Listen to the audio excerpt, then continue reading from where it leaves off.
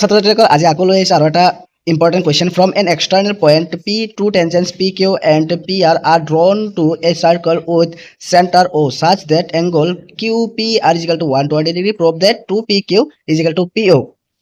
মানে চোৱা এটা O কেন্দ্ৰযুক্ত বৃত্ত আঁকিছে, এই বৃত্তৰ বাহিৰত এটা বিন্দু মানে P বিন্দুৰ পৰা দুটা টেনজেন্ট মানে দুটা স্পৰ্শক টনা হৈছে, যি স্পৰ্শক দুটাৰ নাম হ'ল, এটাৰ নাম দিছে PR আৰু এটাৰ নাম দিছে PQ.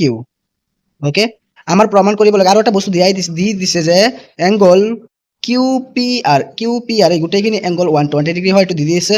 এতিয়া প্ৰমাণ কি কৰিব লাগে? প্ৰমাণ কৰিব লাগে angle twice of PQ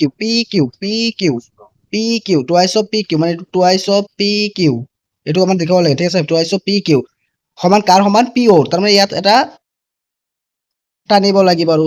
okay, তো আমি এই দুটা সংযোগ কৰি দিম, ইয়াত হৈ যাব 90 ডিগ্ৰী, ই যদি 120 ডিগ্ৰী হয় গোটেইখিনিত, এই হৈ যাব কি 60 ডিগ্ৰী আৰু ই থাকিব কিমান 30 ডিগ্ৰী। 30 ডিগ্ৰী থাকিব নাই? 90 আৰু 60 কিমান হৈ গ'ল? 150 হৈ গ'ল, বাকী আছে 30, 180 হ'বলৈ, তো ইয়াত আহি যাব 30। তো এতিয়া চোৱা, এইটো হ'ল কি? এইটো হ'ল বেছ, এইটো হ'ল হাইপটেনিয়াছ, এইটো বেছ, এইটো হাইপটেনিয়াছ। তো তলত এটা ত্ৰিভুজ পাইছোঁ, এই ত্ৰিভুজৰ পৰা আমি অংকখিনি আগবঢ়াম।